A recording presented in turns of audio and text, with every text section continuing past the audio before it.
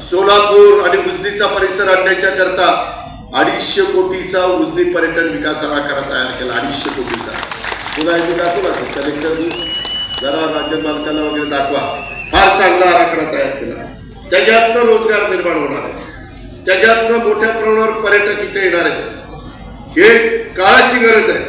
त्याच्यामध्ये वेगवेगळ्या पद्धतीने जेव्हा माझा शेतकरी अडचणीत येतो त्याला पीक विम्याचा कसा आधार देता येईल हाही प्रयत्न आम्ही त्या बाबतीमध्ये त्या ठिकाणी करतोय। विधानसभा निवडणुकीला आता थोडाच अवधी राहिलेला आहे। राज्याच्या सर्वसामान्यांचा विकास करण्यासाठी येणाऱ्या निवडणुकीमध्ये नेटाने काम आम्ही करणार आहोत, परंतु त्याला तुमच्या आशीर्वादाने तुमची साथ पाहिजे। आम्ही कुणालाही कुठेही अपमानित केलेलं नाहीये। मी तुम्हाला सांगतो की 4 दिवस सासूचे असतात, नंतर 4 दिवस सुनेचे असतात। आम्हाला आमच्या वडीलधाऱ्यांचा कुठेही अवमान करायचा नाही, त्यांना आम्ही दैवतच मानलेलं आहे। पण आता आम्ही काहीतरी करू पाहतोय, चांगलं करू पाहतोय। काही चुकलं तर काम धरा ना, आजी तिथे हे चुकलं दुरुस्त करू। जो काम करतो तो चुकतो, काम करत नाही तो बिनचुकच आहे। साला काम करत नाही कसं चुकत त्याचा विचार करा ना।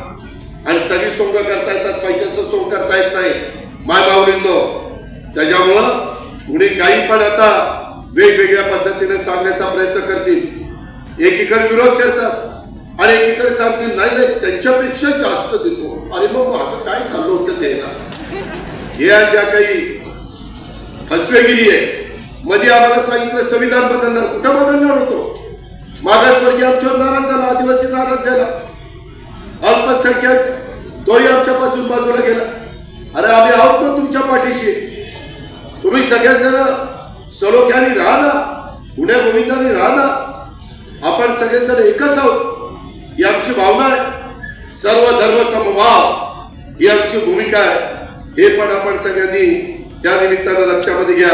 आणि राष्ट्रवादी काँग्रेस पक्ष हा कायम कष्टकरी, शेतकरी, माझ्या महिला, माझ्या वंचित, दुर्बल घटक, युवा युवती या सर्वसामान्यांच्या बरोबर राहील याची ग्वाही मी या सभेच्या निमित्तानं माझ्या मोहोळकरांना या निमित्तानं देतो आणि आपल्या सगळ्यांची रजा घेतो। जय हिंद, जय महाराष्ट्र।